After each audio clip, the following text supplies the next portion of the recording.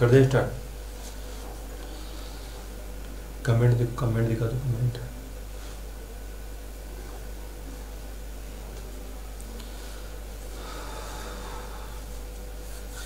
हाय hi hello good evening सभी को। Hello hi नमस्कार भाई नमस्कार। हेलो हाय सभी को हाय हेलो यहाँ पे। चलिए तो दोस्तों एक और नई वीडियो मैं आप सभी के लिए लेके आया हूँ और इस वीडियो में जो हम यहाँ पे बात करने वाले हैं वो राजस्थान की ज्योग्राफी के बारे में बात करेंगे। राजस्थान की जो ज्योग्राफी होती है दोस्तों ये काफ़ी इम्पोर्टेंट पार्ट होता है आपके लिए, ठीक है। हर एक एग्जाम में यहाँ से क्वेश्चन पूछा जाता है और सबसे ज़्यादा जो क्वेश्चन आते हैं वो ज्योग्राफी के पार्ट से आते हैं। तो यहाँ पर हमने एक और आपके लिए नई वीडियो शुरू कर दी है ज्योग्राफी की। तो राजस्थान की जो ज्योग्राफी है ये काफ़ी इम्पोर्टेंट पार्ट होता है और जो विद्यार्थी बीएचटीसी की तैयारी कर रहे हैं तो उनके लिए मैं बता दूं कि आपके एग्जाम में 20 क्वेश्चन आने वाले हैं राजस्थान की ज्योग्राफी से। राजस्थान की हिस्ट्री से 17 या 18 क्वेश्चन आते हैं और 10 या 11-12 क्वेश्चन आते हैं राजस्थान की कला और संस्कृति से, ठीक है। तो सबसे जो इम्पोर्टेंट पार्ट होता है हमारा वो राजस्थान की ज्योग्राफी होता है। और राजस्थान की ज्योग्राफी को दोस्तों मैं आपके लिए इतना अच्छा यहाँ पे पढ़ाऊंगा कि आपको कहीं और जाने की आवश्यकता ही नहीं पड़ेगी।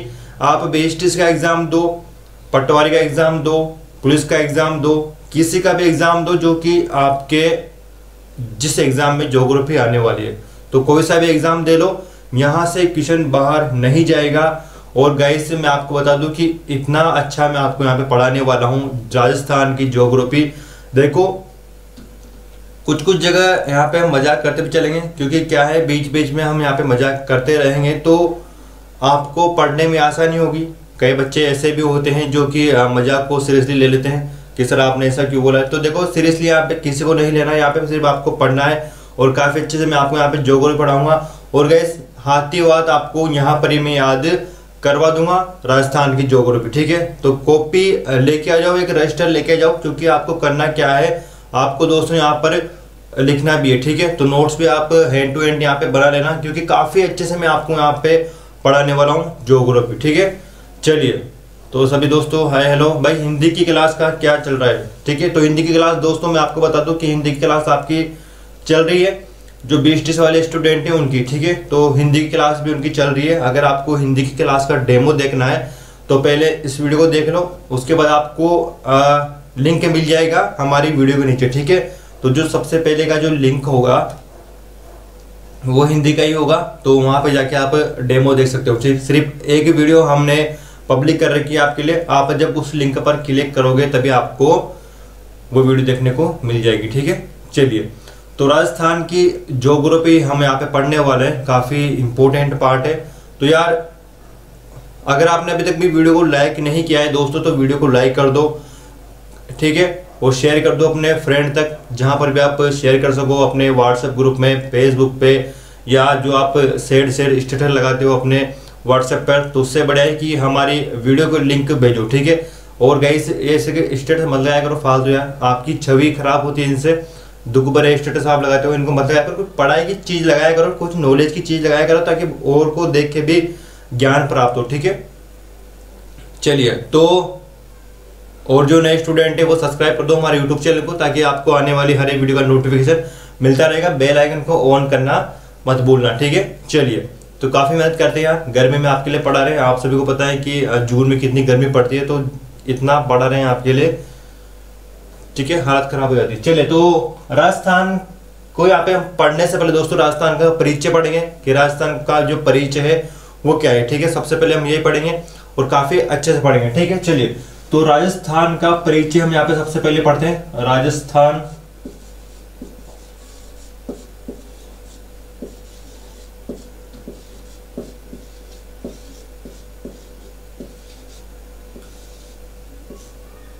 चलिए दोस्तों राजस्थान का परिचय हम यहाँ पे सबसे पहले पढ़ने वाले हैं। राजस्थान का जो परिचय है इंपॉर्टेंट होता है। हाँ किसी बच्चे को मालूम है जिसने यहाँ पे ज्योग्राफी पढ़ रखी हो तो हो सकता है वो मिल जाए जानता हो। तो गाइस एक बार वीडियो को देखना, आपका जो भ्रम है कि मेरे को ज्योग्राफी आती है सब दूर हो जाएगा।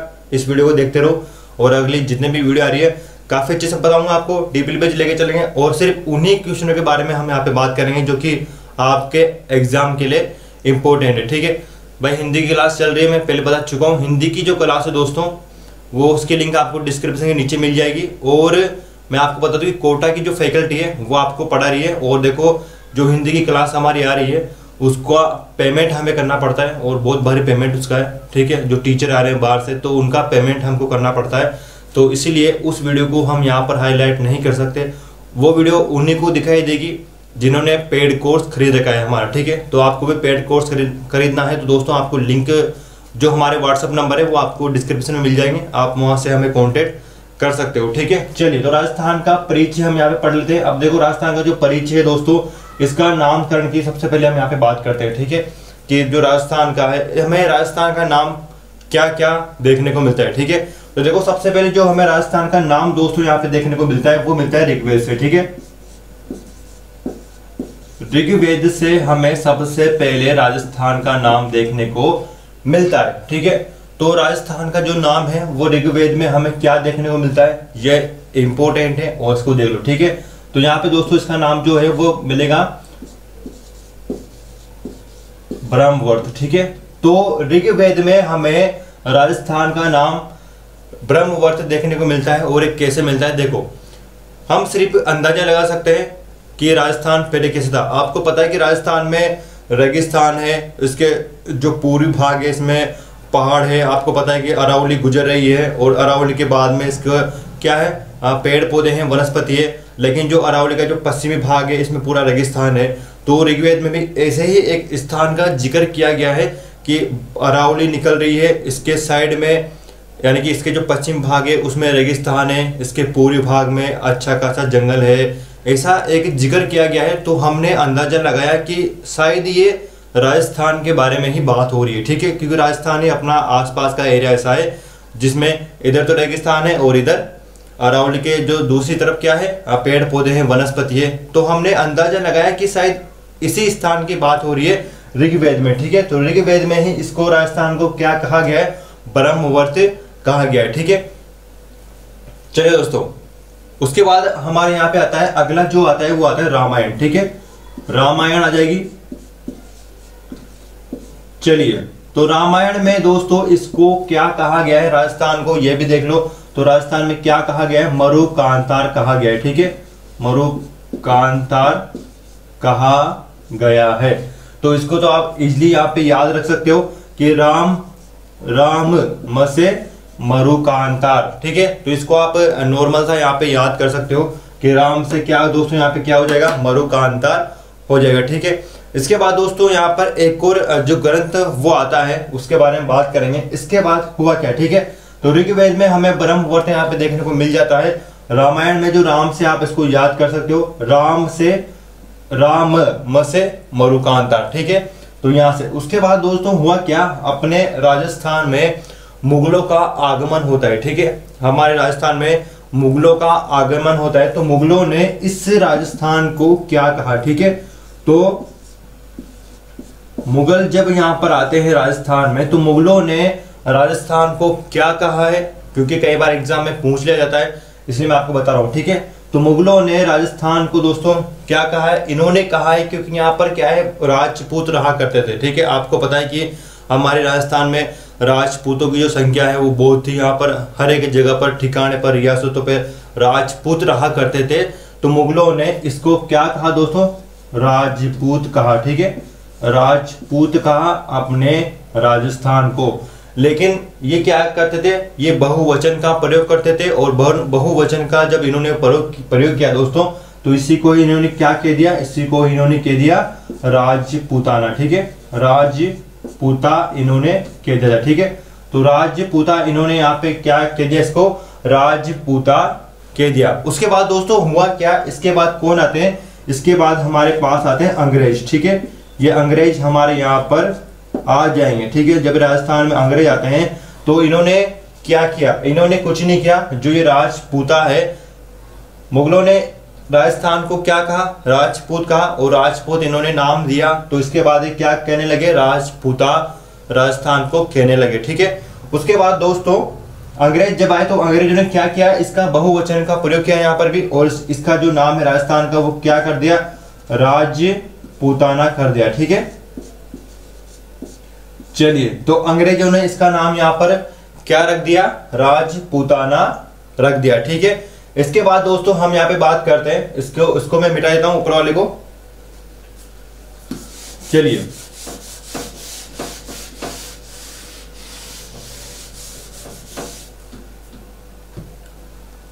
तो देखो इसके बाद दोस्तों यहाँ पर हुआ क्या है, यहाँ पर दो ग्रंथ हमें देखने को मिलते हैं। एक ग्रंथ का जो नाम है वो है राजरूपक। ठीक है, राज रूपक ग्रंथ है, और एक और ग्रंथ आता है दोस्तों मोणोत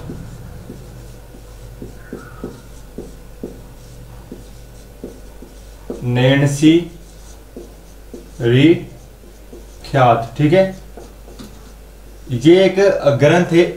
इन दोनों ही ग्रंथों में हमें राजस्थान का नाम क्या देखने को मिलता है, इन दोनों ग्रंथों में हमें देखने को मिलता है राजस्थान नाम देखने को मिल जाता है। ठीक है, तो इन दोनों ही ग्रंथों में हमें राजस्थान नाम देखने को यहाँ पर मिल जाता है। ठीक है, तो याद कर लेना, इंपॉर्टेंट है क्योंकि कई बार एग्जाम में पूछ लिया जाता है। ठीक है, चलिए तो देखो सबसे पहले दोस्तों हमने यहाँ पे बात की कि जो ऋग्वेद है, ऋग्वेद में क्या नाम दिया गया है राजस्थान का, ब्रह्मवर्त नाम दिया गया है। उसके बाद राजस्थान का जो नाम है, यानी कि जो राजस्थान का नाम रामायण में हमें क्या देखने को मिलता है, रामायण में हमें मरुकांतार देखने को मिलता है। जब मुगल यहाँ पे आए राजस्थान में तो मुगलों ने देखा कि यहाँ पे तो राजपूतों का राज है, तो इस जो क्षेत्र है इसको क्या कह दिया, राजपूत कह दिया, और इन्होंने इसका बहुवचन का प्रयोग किया और राजपूता इसको कह दिया। ठीक है, मुगलों के बाद अंग्रेजों का आगमन हुआ, अंग्रेजों ने इसको राजपूता नाम तो पहले ही था, तो इन्होंने क्या किया, इसका भी बहुवचन किया और राजपूताना नाम रख दिया अंग्रेजों ने। ठीक है, अंग्रेजों ने यहाँ पे नाम रख दिया। उसके बाद बात करते हैं हम यहाँ पे दोस्तों कि राजरूपक और जो मोणत नैणसी ख्यात है। ठीक है, मोणत नैणसी जो ख्यात है वो किसने लिखी थी, यहाँ पे ये लिखी थी दोस्तों मोणत नैणसी ने। ठीक है, और ये जो राजरूपक ग्रंथ है ये किसने लिखा था, ये लिखा था वीरभान ने। ठीक है, चलिए तो इसके लेखक कौन है, इसके लेखक है वीरभान, और इसके मोणत नैणसी ख्यात के लेखक कौन है, मोणत नैणसी है। ठीक है, चलिए तो राजरूपक के लेखक कौन हो जाएंगे, वीरभान हो जाएंगे। राजरूपक में दोस्तों और मोणत नैणसी ख्यात में हमें क्या नाम देखने को मिलता है, राजस्थान नाम देखने को मिलता है। ठीक है, तो ये दो ग्रंथ भी है, इनको भी याद करना। आपसे पूछा जाएगा कि रामायण में राजस्थान का नाम क्या है, तो आपको बताना है कि रामायण में राजस्थान का नाम क्या है, मरुकांतार है। ठीक है, राम म से मरुकांतार। ठीक है, ऐसे आप याद कर सकते हो। और मुगल तो मैंने आपको बताया थी इनकी स्टोरी। चलिए इसके बाद बात करते हैं क्या हो गया, हमारे यहाँ पे अंग्रेजों का आगमन हो गया। ठीक है, तो अंग्रेजों का जब आगमन हमारे राजस्थान में होता है तो जाहिर सी बात है कि हमें अंग्रेज पढ़े लिखे थे, आप सभी को बताएं। ठीक है, तो ये क्या करेंगे, ये बुक लिखेंगे, किताबें लिखेंगे, तो उन्हीं किताबों से हमें पता लगता है कि राजस्थान का नाम कैसे कैसे परिवर्तन हुआ। ठीक है, चलिए तो अंग्रेजों की बात यहाँ पे हम कर लेते हैं। चलिए भाई, जिसको उतारना हो साथ के साथ नोट्स बनाते चलना। ठीक है, जो मैं आपको बता रहा हूँ। ठीक है, इनके ऐसे कैसे उतार लो, क्लियर है। चलिए ऐसे कैसे इनको उतार तो चलो। राजरूपक के यहाँ पे कोष्ठक लगा के वीरभान लिख देना, और इसका जो मोणत नैणसी ख्यात, इसका लेखक कौन है, मोणत नैणसी है। ठीक है, चलिए तो इन दोनों ग्रंथों में हमें राजस्थान नाम देखने को मिल जाता है। चलिए अगला देखो,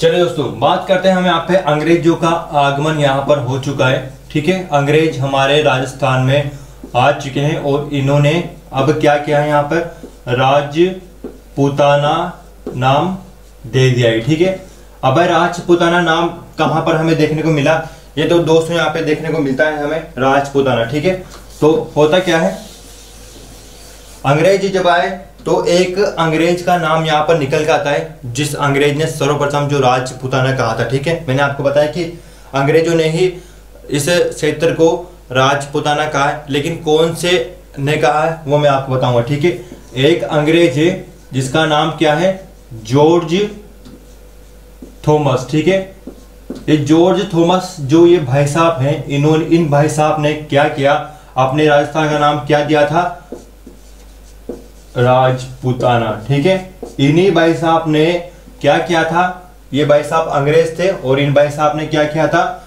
राजपूताना नाम दिया था अपने राजस्थान का। दोस्तों कब दिया था, सन भी आप यहाँ पे याद कर लेना, 1800 ईस्वी में। ठीक है, 1800 ईस्वी में ये नाम दिया था। क्लियर है।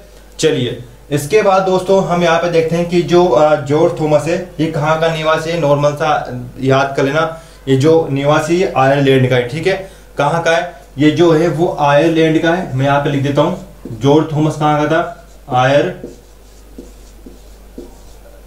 का निवासी था। ठीक है, जॉर्ज थॉमस है, ये सबसे पहले कहाँ पर आया था, ये सबसे पहले शेखावटी क्षेत्र में आया था। ठीक है, आप सभी को पता है कि शेखावटी क्षेत्र कौन सा है, चूरू झुंझुनू सीकर, ये शेखावटी क्षेत्र है। और जो जॉर्ज थॉमस है अपने राजस्थान में सर्वप्रथम शेखावटी क्षेत्र में आया था। ठीक है, इसकी मृत्यु कहाँ पर हुई थी, पूछ लिया जाता है एग्जाम में कई बार। ठीक है, तो इसकी जो मृत्यु हुई थी, ठीक है, वो भी यहाँ पे देख लो, मृत्यु इसकी कहाँ पर हो गई थी दोस्तों, मृत्यु हुई थी बीकानेर में। ठीक है, तो बीकानेर में जॉर्ज थॉमस की मृत्यु हो गई थी। ठीक है, तो ये बात मैंने आपको बताई कि सर्वप्रथम जो जॉर्ज थॉमस है इन्होंने ही क्या नाम दिया था अपने राजस्थान को, राजपूताना नाम दिया था। ठीक है, राजपूताना नाम दिया था। और ये जॉर्ज थॉमस कहाँ के थे, ये आयरलैंड के निवासी थे। इनकी जो मृत्यु हुई थी वो बीकानेर में हुई थी। ठीक है, एक यानी कि एक इतिहासकार आता है विलियम फ्रैंकलिन, उन्होंने एक पुस्तक लिखी थी, आपसे इतना नहीं पूछा जाएगा। ठीक है, एक बता रहा हूं मैं आपको कि जॉर्ज थॉमस के बाद यानी कि 1805 में हमें एक बुक मिलती है और उस बुक के जो लेखक है वो कौन है, विलियम फ्रैंकलिन है। ठीक है, विलियम फ्रैंकलिन ने लिखा था उसमें कि जॉर्ज थॉमस ही ऐसे व्यक्ति थे जिन्होंने सर्वप्रथम राजस्थान को क्या कहा था, राजपूताना कहा था। ठीक है, ये एक नॉर्मल सी बात है, तो याद करना विलियम फ्रैंकलिन ने कहा था। ठीक है, 1805 में उन्होंने ये बात कही थी जब पुस्तक हमारे सामने, नॉर्मल सी बात है, आपसे नहीं पूछेगा। ठीक है, तो ये तो आपसे नहीं पूछेगा, सिर्फ आपको इतना सा याद करना। ठीक है, उसके बाद दोस्तों होता क्या है, उसके बाद कौन सा आता है, उसके बाद आता है हमारा कर्नल जेम्स टोड। ठीक है, तो कर्नल जेम्स टोड हमारे पास आ जाता है। ठीक है, ये भी क्या था, ये अंग्रेज था। और अगर ये भाई साहब नहीं होते तो आपको ज्योग्राफी, इतिहास, कला, संस्कृति पढ़ने की आवश्यकता ही नहीं होती। ठीक है, क्योंकि इन्हीं महाशय ने जो भी लिखा है वो लिखा है। ठीक है, ये अपने राजस्थान में आए और इनको क्या है, घूमने का बहुत शौक था। जैसे कि आपको घूमने का बहुत शौक है, लॉकडाउन चल रहा है फिर भी बाइक उठाए और चल दिए घूमने। ठीक है, तो इन भाई साहब को भी घूमने का बहुत शौक था। इनके पास भी एक घोड़ा था, उस घोड़े को उठाया, बैठे और भाई साहब निकल लिए कहां पर, घूमने के लिए। जब होता क्या है दोस्तों, इन्होंने यानी कि जो ये कर्नल जेम्स टोड है, इनको यानी कि जो पुरानी चीजें होती है इनका काफी शौक था इनको। जो कहीं पर जो पुरानी चीजें होती थी इनका देखने को काफी शौक था। ठीक है, तो कर्नल जेम्स टोड को हम क्या कहते हैं, राजस्थान के इतिहास का पितामह कहते हैं, क्योंकि इन्होंने ही अपने जो राजस्थान है इसका इतिहास इन्होंने लिखा है। इनकी जो 2 बुक हैं, the annals of activity of Rajasthan. ठीक है, तो ये जो इनकी 1-2 बुक आती है, इन 2 बुकों में हमें पूरी तरह से जानकारी देखने को मिल जाती है। ठीक है, तो कर्नल जेम्स टोड आ जाएंगे, इनको ही घोड़े वाले बाबा कहा जाता है। ठीक है, घोड़े वाले बाबा कहा जाता है इनको, कर्नल जेम्स टोड को कई बार एग्जाम में पूछा जाता है। और देखो कहानी है थोड़ी अलग कहानी है, मैं हिस्ट्री की जब पढ़ाऊंगा तब आपको बता दूंगा। ठीक है, यहाँ पर ज्योग्राफी पढ़ रहे हैं तो ज्योग्राफी के तरीके से तो याद कर लेना कि राजस्थान का जो इतिहास का पितामह है वो कौन है। ठीक है, इतिहास का पितामह है, ज्योग्राफी का नहीं है। ठीक है, ज्योग्राफी का नहीं बोल रहा हूँ मैं, इतिहास का पितामह बोल रहा हूँ। राजस्थान का जो इतिहास का पितामह है वो कर्नल जेम्स टोड है। ठीक है, इन्हीं को ही घोड़े वाले बाबा कहा जाता है। इसके बारे में मैं आपसे बात करूंगा हिस्ट्री की क्लास में। ठीक है, चलिए, तो होता क्या है दोस्तों, इन्होंने 2 बुक का यहाँ पे नाम लिखा है और 2 बुक का जो नाम है उस बुक का नाम यहाँ पे देख लो, the annals of activities of Rajasthan. ठीक है, एक बुक का तो नाम ये है और आपसे सबसे ज्यादा यही बुक का नाम यहाँ पे आपसे पूछा जाएगा। ठीक है, दिख रहा है सभी को? हाँ, तो इस बुक का नाम आपसे पूछा जाएगा। ठीक है, तो इसको उतार लो एक बार।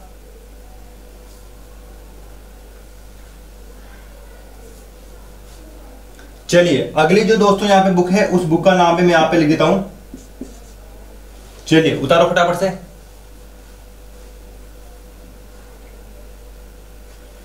चलिए, तो इस बुक का नाम भी लिख लो, द सेंट्रल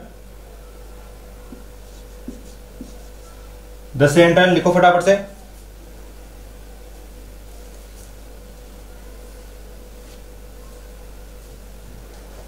चलिए, तो इस बुक का नाम यहां पे लिख लो, द सेंट्रल एंड वेस्टर्न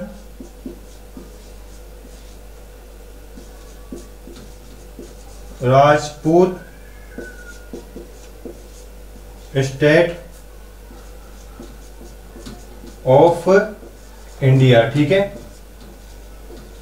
तो इस बुक का नाम क्या हो जाएगा? इस बुक का नाम है the central and western Rajput state of India. ये दूसरी इनकी बुक है, इसको भी लिख लो। ठीक है, चलिए याद हो जाएगा ना भाई। कर्नल जेम्स टोड के द्वारा दो बुक यहाँ पे लिखी गई थी, और ये जो बुक है दोस्तों इन्होंने लिखी थी, ये लिखी थी 1829 में। ठीक है, 1829 में कर्नल जेम्स टोड के द्वारा ये दो बुक लिखी गई थी, the annals of activities of Rajasthan. ठीक है, ये दो बुक है। सॉरी, यहाँ पे ऑफ नहीं आएगा, इसको मिटा देना। चलिए, हाँ, the annals activities of Rajasthan, ये इनकी एक बुक है जो इन्होंने लिखी थी। ठीक है, यहां पर क्या आ जाएगा? एंड आ जाएगा। तो the annals and activity of Rajasthan, ये इनकी एक बुक है, और the central and western Rajput state of India, ये इनकी बुक है। ठीक है, तो दो बुक है इन्होंने यहाँ पर लिखी है कर्नल जेम्स टोड ने। और कब लिखी है दोस्तों? ये लिखी है ईस्वी में। ठीक है, तो 1829 से ईस्वी में इन्होंने ये दो बुकें लिखी है। तो दोस्तों ये थी राजस्थान की सामान्य जानकारी जो कि मैंने आपको बताई। क्योंकि क्या है, कई बार कर्नल जेम्स टोड की जो ये वाली बुक है, ये इंपॉर्टेंट है पहले वाली, और इसको कई बार होता क्या है, पूछ लिया जाता है। ठीक है, एग्जाम में इस वाली बुक को पूछ लिया जाता है। चलिए, तो देखो, the annals and activities of Rajasthan इसका नाम है, और द सेंट्रल, ठीक है, यहाँ ट है, तो the central and western Rajput state of India इस बुक का नाम है। ठीक है, तो ये दो बुक हो जाती है, ये लिखी थी कर्नल जेम्स टोड ने। ठीक है, चलिए 1829 ईस्वी की हमने यहां पर बात कर ली। ठीक है, चलिए, तो इसको मैं मिटा देता हूं, उतार ले होगा एक बार। चलिए, तो इसको मिटा देते हैं। ये था यहां पर सामान्य परिचय जो कि मैंने यहां पे बात की है।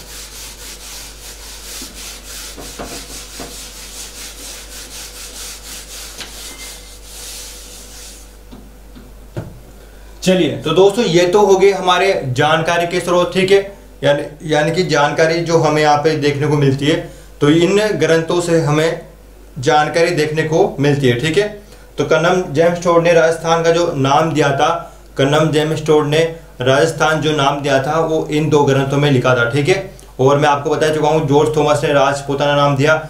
लेकिन दोस्तों हमें इनका जो लिखित प्रमाण, यानी कि वास्तव में जो लिखित प्रमाण मिलता है वो कहाँ से मिलता है? ठीक है, तो देखो, एक जगह है जहां से हमें राजस्थान नाम लिखित प्रमाण में मिलता है कि हाँ भाई इस क्षेत्र का नाम राजस्थान ही है। ठीक है, तो वो कौन सा हो जाएगा दोस्तों? वो है बसंतगढ़। ठीक है, बसंतगढ़ या खीमल माता का जो मंदिर है, कहां पर है ये? सिरोही में। ठीक है, चलिए, तो बसंतगढ़ खीमल माता का जो मंदिर है, जो कि कहां पर बना हुआ है दोस्तों? सिरोही में बना हुआ है। और इसी जगह से हमें एक शिलालेख प्राप्त हुआ है, और उस शिलालेख में दोस्तों राजस्थान नाम लिखा हुआ है। ठीक है, क्या नाम लिखा हुआ है? राजस्थान द्वितीय नाम लिखा हुआ है। तो बसंतगढ़ खीमल माता का जो दोस्तों मंदिर है, इसी मंदिर में हमें क्या मिलता है? नाम देखने को मिलता है, और उस नाम का क्या नाम है? राजस्थान द्वितीय। ठीक है, राजस्थान द्वितीय हमें नाम देखने को मिल जाता है। ठीक है, तो बसंतगढ़ एंड जो खीमल माता का जो दोस्तों मंदिर है, इस मंदिर में हमें क्या देखने को मिलता है? यहाँ पे यानी कि राजस्थान नाम, राजस्थान द्वितीय लिखित रूप में हमें यहाँ पे देखने को मिलता है। ठीक है, अब ये जो दोस्तों बसंतगढ़ जो खीमल माता का जो ये मंदिर है, इसका जो विक्रम संवत है वो देखो। ठीक है, विक्रम संवत क्या है, कब लिखा गया था, ये लिखा गया 685 में देखने को मिलता है विक्रम संवत। ठीक है, अगर हम ईस्वी की बात करते हैं तो भाई विक्रम संवत एंड ईस्वी में क्या हो जाएगा 625। ठीक है, 625 ईस्वी की ये जो ग्रंथ है वो हमें यहाँ पे देखने को मिल जाता है। ठीक है, चलिए तो दोस्तों ये जो ग्रंथ है बसंतगढ़ खीमल माता का जो मंदिर है सिरों में है, विक्रम संवत कब लिखा गया था 600 यानी कि 685 हो जाएगा। और इस ग्रंथ में यानी कि जो इस यहाँ पर जो एक शिलालेख हमें यहाँ पे प्राप्त हुआ है, उस शिलालेख में क्या हुआ है कि राजस्थान द्वितीय नाम लिखा हुआ है। ठीक है, तो ये हमें लिखित प्रमाण में मिलता है सर्वप्रथम। ठीक है, तो लिखित प्रमाण में हमें कहां से मिल जाएगा, बसंतगढ़ यहां से मिल जाएगा। ठीक है, उसके बाद देखो दोस्तों कि जो ये बसंतगढ़ शिलालेख है, ठीक है, इसकी भाषा कौन सी है, तो यहाँ पे देखो भाषा कौन सी हो जाएगी, भाषा एंड इसकी लिपि कौन सी हो जाएगी, एंड देखो लिपि, और यहाँ पर किसका शासन था। ठीक है, यहाँ पर शासन यानी कि जो उस समय शासक कौन था, ये भी आपसे कई बार पूछ लिया जाता है। ठीक है, तो देखो जो दोस्तों यहाँ पे जो लिपि होगी इसकी, ये जो लिखा हुआ है ये लिखा हुआ है संस्कृत भाषा में। ठीक है, संस्कृत भाषा में ये जो शिलालेख है जो हमें यहाँ पे मिला है, खीमल माता के मंदिर से जो शिलालेख मिला है वो संस्कृत भाषा में लिखा हुआ है। ठीक है, अगर हम इसकी लिपि की बात करते हैं तो जो इसकी लिपि है दोस्तों ये है कुटिल। ठीक है, कुटिल इसकी लिपि है, कुटिल लिपि जाएगी। और जो शासक है वो शासक कौन था दोस्तों, वरमलात। ठीक है, वरमलात इस समय यहाँ का शासक था, यानी कि जब ये जो लिखा गया था, ये शिलालेख लिखा गया था, उस समय यहाँ का शासक कौन था, वो था वरमलात। ठीक है, वरमलात यहाँ पे शासक हो जाएगा। और वंश कौन सा है, तो वंश की अगर हम यहाँ पे बात करते हैं तो वंश कौन सा हो जाएगा, चावंडा। ठीक है, चावंडा वंश हो जाएगा इस समय की अगर हम यहाँ पे बात करते हैं। ठीक है, तो यानी कि जब खीमल माता के मंदिर में जो शिलालेख हमें यहाँ पे देखने को मिलता है, तो उस शिलालेख की जानकारी हमें यहाँ पे देखने को मिलती है कि लिखित प्रमाण में हमें राजस्थान द्वितीय नाम देखने को यहाँ पे मिल जाता है। ठीक है, खीमल माता का जो मंदिर यहाँ पे जो शिलालेख प्राप्त हुआ है वो उसकी डेट क्या है, 685 है या फिर 625 ईस्वी आप यहाँ पे बोल सकते हो। ठीक है, ये विक्रम संवत में है और ये ईस्वी में है। ठीक है, उसके बाद देखो कि जो ये शिलालेख हमें यहाँ पे मिला है इसकी भाषा कौन सी है, तो दोस्तों इसकी जो भाषा है वो संस्कृत है। लिपि की अगर हम बात करते हैं कि इसकी लिपि कौन सी है, तो इसकी लिपि है कुटिल, इसकी लिपि है। और अगर हम शासक की बात करते हैं तो शासक कौन सा हो जाएगा, वरमलात शासक हो जाएगा। ठीक है, कौन से वंश का यहाँ पे था, तो कौन सा वंश यहाँ पे चल रहा था दोस्तों, चावंडा वंश यहाँ पर चल रहा था। ठीक है, तो ये था यहाँ पे जानकारी राजस्थान का परिचय के बारे में, आपको बताया कि राजस्थान का जो नाम है वो कहाँ कहाँ से हमें देखने को मिलता है। तो दोस्तों यहाँ से कई बार एग्जाम में क्वेश्चन आ जाते हैं। ठीक है, तो मैंने आपको ये जानकारी दी। उसके बाद गाइस हम यहाँ पे क्या करेंगे, यहाँ पे अब हम बात करेंगे कि राजस्थान की जो स्थिति है, विस्तार है, कहाँ कहाँ पर है, तो अक्षांश की हम यहाँ पे बात करेंगे। ठीक है, तो राजस्थान का जो अक्षांश है इनके बारे में, हाँ तो उतार लो उतार लो, चलिए तो उतार लो उसको भी।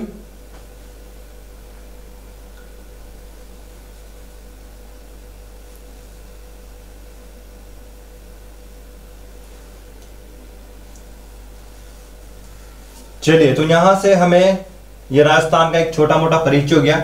उसके बाद हम क्या करेंगे दोस्तों, राजस्थान की जो अक्षांशीय स्थिति है इसके बारे में बात करेंगे। ठीक है, जो राजस्थान की स्थिति है इसके बारे में बात करेंगे। क्लियर है, चलिए तो उतार लिया होगा आपने, ऐसा कैसा यहाँ पे उतार लो। चलिए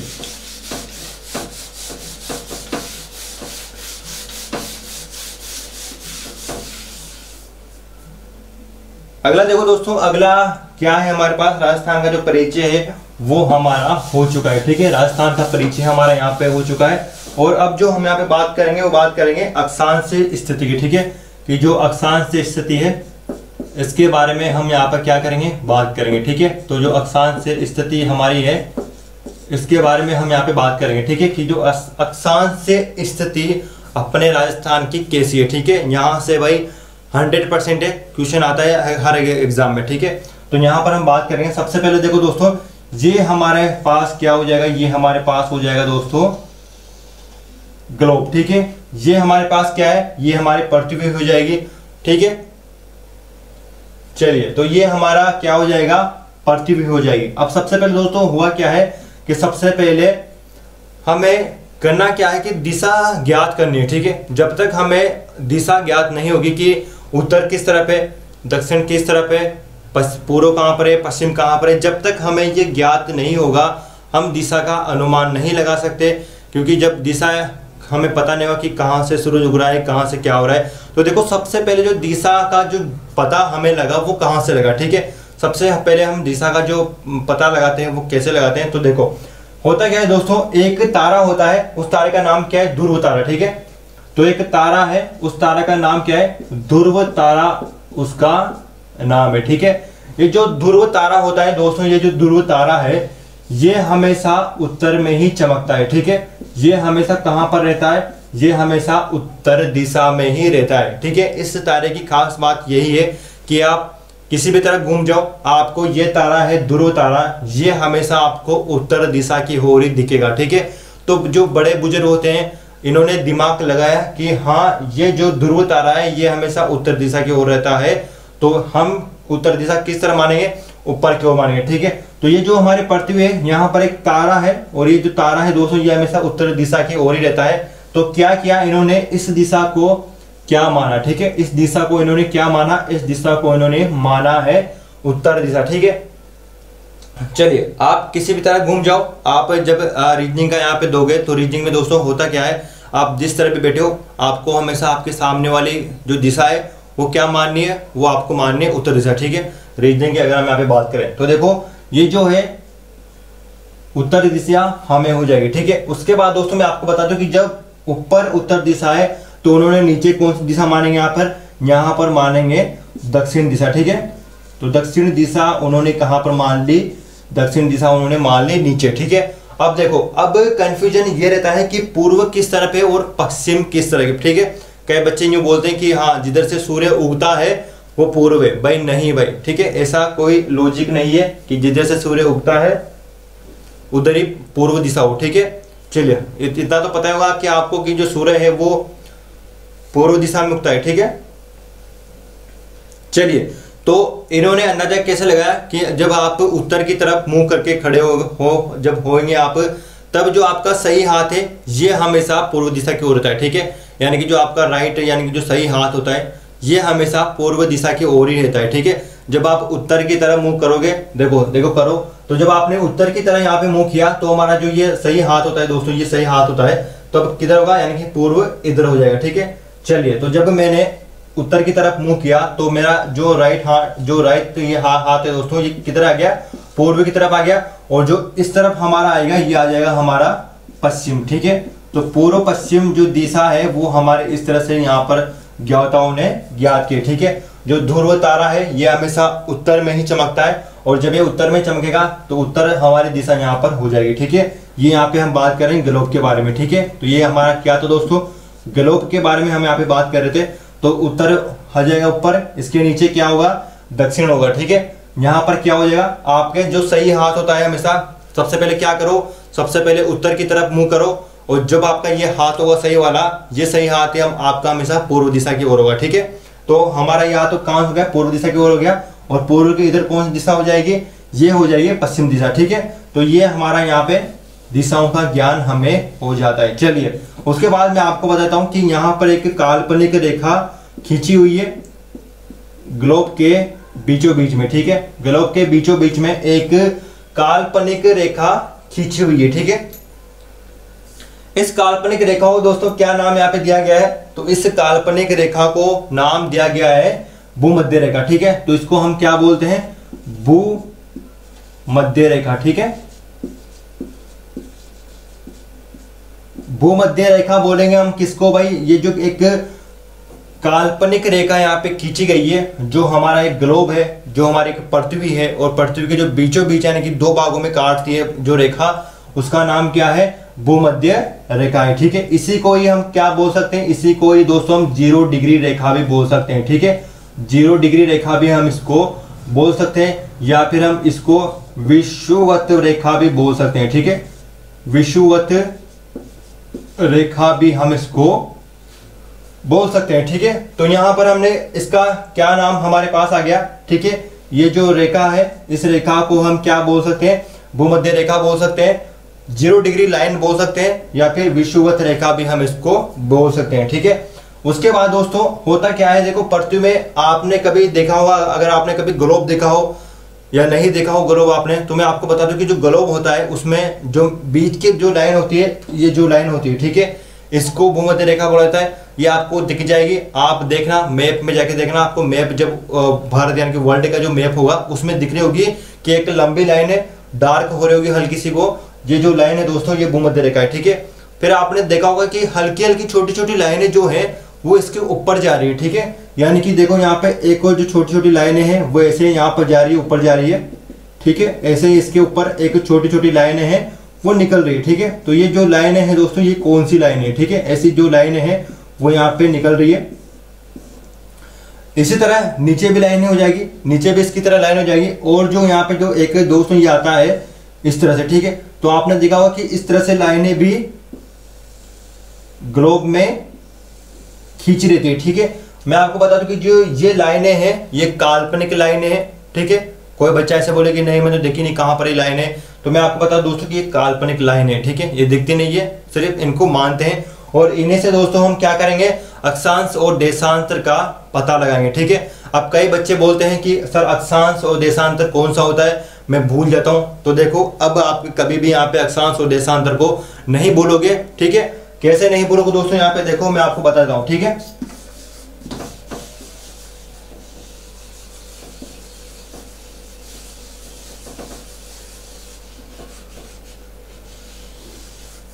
चलिए तो देखो ये हमारी क्या हो जाएगी, 0 डिग्री लाइन हमारी ये हो जाएगी। ठीक है, चलिए तो देखो अक्षांश की हम यहाँ पे बात करते हैं कि जो अक्षांश रेखाएं होती है उनको कैसे यहाँ पे दर्शाया जाता है। ठीक है, तो दोस्तों अक्षांश देखो, ये देखो यहाँ पे मैं लिख देता हूं कि जो हमारी अक्षांश से जो रेखाएं होती है इनको कैसे लिख सकते हैं, ये ऐसे लिख सकते हैं। ठीक है, यानी कि जो अक्षांश जो रेखा होती है ये वाली। ठीक है, तो ए को हम क्या लिख सकते हैं, ऐसे लिख सकते हैं। और जो आडी रेखाएं होती है इन्हीं को ही क्या बोला जाता है, अक्षांश रेखा है बोला जाता है। ठीक है, यानी कि जो ये आडी रेखा आ जाएगी इनको ही हम क्या बोल सकते हैं, अक्षांश रेखाएं बोल सकते हैं। ठीक है, ए को ऐसे लिखो लंबा, और जो आडी रेखा है इनको क्या बोलते हैं, अक्षांश रेखाएं बोलते हैं। ठीक है, तो कौन सी हो जाएगी दोस्तों, ये जो आडी रेखा है ये वाली। ठीक है, ये जो आडी रेखा है इनको हम क्या कह सकते हैं, इनको कह सकते हैं अक्षांश रेखा। ठीक है, इनको हमने क्या नाम दिया भाई, इनको नाम दिया हमने अक्षांश रेखा। ठीक है, उसके बाद दोस्तों जो देशांतर रेखाएं होती है उनको कैसे लिखे भाई,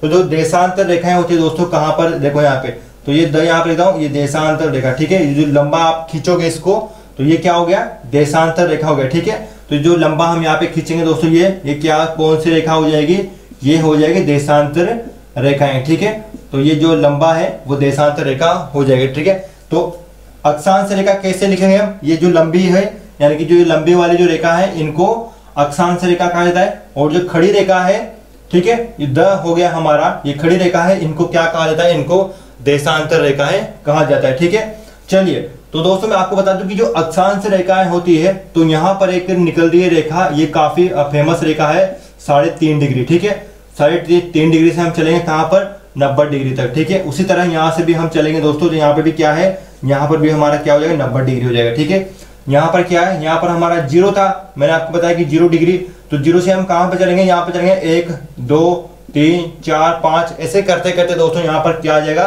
23.5 डिग्री रेखा हमारे पास आ जाएगी। ठीक है, 23.5 डिग्री जो रेखा है ये काफी इंपॉर्टेंट है और यहां से ही क्वेश्चन आपके आने वाला एग्जाम में। ठीक है, चलिए भाई समझ में आ रहा है ना सभी को। चलिए तो समझो कि जो ये 0 डिग्री रेखा है और यहां से जब हम चलेंगे 1 2 3 4, तो यहां पर दोस्तों क्या हो जाएगा, 23.5 डिग्री रेखा हमारे पास में यहाँ पे आ जाएगी। ठीक है, चलिए तो ये जो ऊपर है यानी कि इसको हम क्या बोलते हैं, जो 0 डिग्री रेखा है इसके ऊपर हम चलेंगे दोस्तों तो इसको बोलते हैं उत्तरी ध्रुव। ठीक है, उत्तरी ध्रुव इसको हम यहाँ पे बोलते हैं, यहाँ पे लिख देता हूं मैं, उत्तरी ध्रुव इसको कहा जाता है। ठीक है, उत्तरी ध्रुव जब हम यहाँ से ऊपर चलेंगे तो इसको उत्तरी ध्रुव कहा जाता है, और यहां से हम जब नीचे आएंगे तो इसको क्या कहा जाता है, दक्षिणी ध्रुव कहा जाता है। ठीक है, दक्षिणी ध्रुव कहा जाता है। क्लियर है, तो उत्तरी अक्षांश में हम इसको बोलते हैं, इसको बोलते हैं दक्षिणी अक्षांश, ठीक है। तो जब हम यहाँ से चलेंगे इसके ऊपर तो उत्तरी अक्षांश हम इसको बोलेंगे, और यहाँ से जब हम नीचे आएंगे तो इसको क्या बोलेंगे, दक्षिणी अक्षांश हम इसको बोलेंगे, ठीक है। चलिए उसके बाद ये लाइन हमारे यहाँ पर आ जाती है, और जब हम यहाँ से दोस्तों पूर्व की ओर बढ़ेंगे, ठीक है, इस देशांतर लाइन से हम जब पूर्व की ओर बढ़ेंगे तो इसको क्या बोलेंगे, देशांतरण, ठीक है। तो यहाँ से पूर्वी देशांतर हमारा हो जाएगा, ठीक है।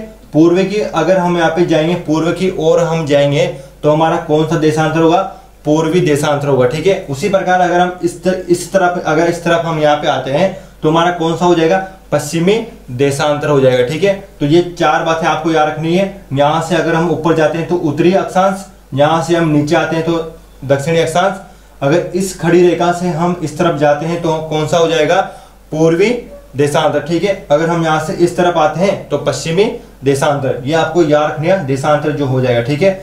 एक तो यहाँ पर है 23.5 डिग्री रेखा, और दोस्तों यहाँ पर भी क्या है, एक 23.5 डिग्री रेखा है, ठीक है। तो इनको मैं एक बार मिटा देता हूँ, फिर मैं आपको समझाऊंगा, ठीक है। चलिए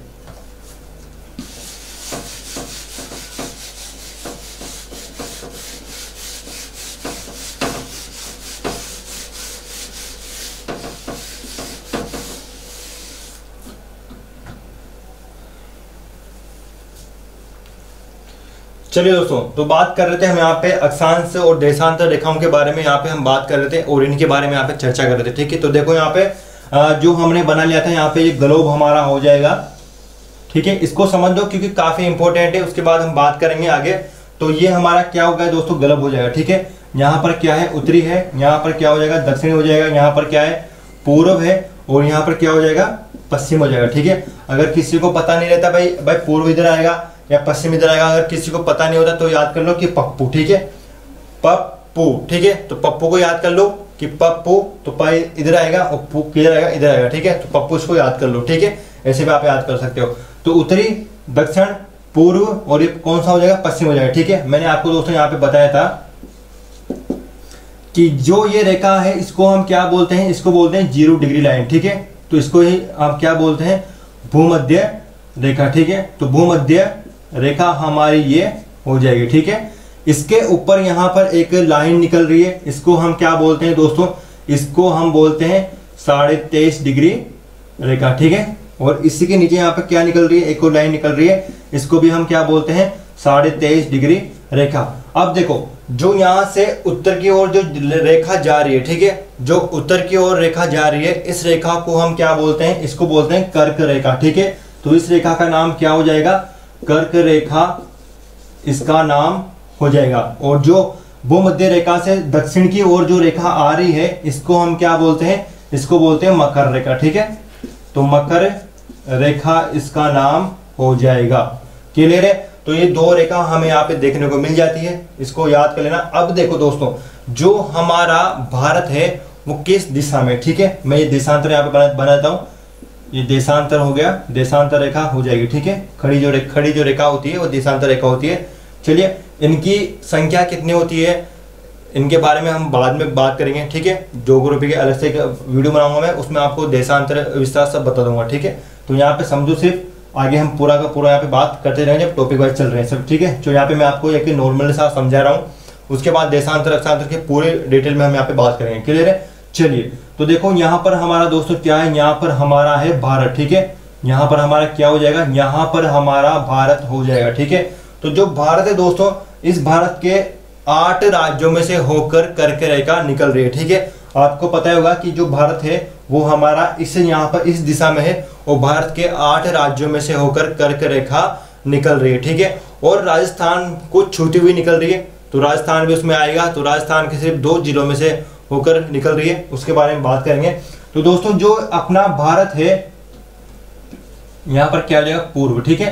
तो अगर आपसे पूछ लिया जाता है कि जो भारत है वो किस दिशा में स्थित है, ठीक है, तो कौन सी दिशा में स्थित होगा भाई, ये 2 दोस्तों होगा। देखो यहाँ पर भारत कहाँ पर है, भारत यहाँ पर है, ठीक है। तो भारत कहाँ पर हो जाएगा, उत्तर और पूर्व में हो जाएगा, ठीक है। उत्तर पूर्व दिशा में हमारा भारत स्थित है, ठीक है। यहाँ पर देखो भारत हमारा किस दिशा में स्थित है, ग्लोब में, ठीक है। ग्लोब की हम यहाँ पे बात करें, ये क्या है, ये पूरा विश्व है। अगर आपसे बोला जाए कि ग्लोब में भारत किस दिशा में है, तो ग्लोब में भारत उत्तर और पूर्व दिशा में, ठीक है। कभी भी ऐसा नहीं बोला जाएगा कि पूर्व उत्तर दिशा में, कभी भी ऐसा नहीं बोला जाएगा कि पूर्व उत्तर दिशा में। क्यों नहीं बोला जाएगा? क्योंकि जो सबसे पहले दिशा आई थी वो उत्तर दिशा आई थी, ठीक है। तो सबसे पहले जो दिशा आई थी वो उत्तर दिशा आई थी। तो उत्तर के बाद कौन सी दिशा आई? उत्तर के बाद दक्षिण दिशा आई, ठीक है। तो जब भी हम बोलते हैं या किसी भी किताब में देख लेना, आपको उत्तर पूर्वी लिखा मिलेगा, पूर्व उत्तर कभी भी लिखा नहीं मिलेगा, ठीक है। या आपको मिलेगा दक्षिणी पूर्व लिखा मिलेगा, ठीक है। पूर्वी दक्षिणी आपको कभी भी लिखा नहीं मिलेगा, ठीक है। क्योंकि सबसे पहले जो दिशा है उसी का नाम लिया जाता है, ठीक है। या हम बात करेंगे कि उत्तर पश्चिमी बोला जाएगा या फिर उत्तर पूर्व बोला जाएगा, दक्षिणी पूर्व बोला जाएगा या फिर दक्षिणी पश्चिमी बोला जाएगा, ठीक है। चलिए, तो राजस्थान किस दिशा में? भाई पूर्व उत्तर मत कर देना, पूर्व उत्तर नहीं होगा। सबसे पहले कौन सी दिशा आएगी? उत्तर दिशा आएगी, ठीक है। तो जो भारत है अपना, भारत ग्लोब में यानी कि वर्ल्ड में भारत किस दिशा में स्थित है? तो भारत दोस्तों उत्तर पूर्वी दिशा में स्थित हो जाएगा, ठीक है। यहाँ पर क्या है? हमारा राजस्थान है। और अगर आपसे पूछा जाता है कि ग्लोब में, ठीक है, यानी कि ग्लोब में, ग्लोब क्या होता है? पूरा विश्व हो गया। ग्लोब में राजस्थान किस दिशा में? तो भाई ग्लोब में भी राजस्थान कहां पर होगा? राजस्थान होगा दोस्तों उत्तर पूर्व में, ठीक है। देखो ये ग्लोब हो गया और भाई ग्लोब में राजस्थान कहां पर है? यहां पर है। तो ग्लोब में राजस्थान किस दिशा में हो जाएगा? ग्लोब में भी राजस्थान कहां पर होगा? उत्तर पूर्व दिशा में होगा। और भारत भी कहां पर होगा? उत्तर पूर्व दिशा में होगा, ठीक है। अगर आपसे ऐसा पूछ लिया जाए कि भारत में राजस्थान किस दिशा में है, तो भारत में दोस्तों राजस्थान किस दिशा में होगा? उत्तर पश्चिम में होगा, ठीक है। कैसे होगा वो यहां पर देखो,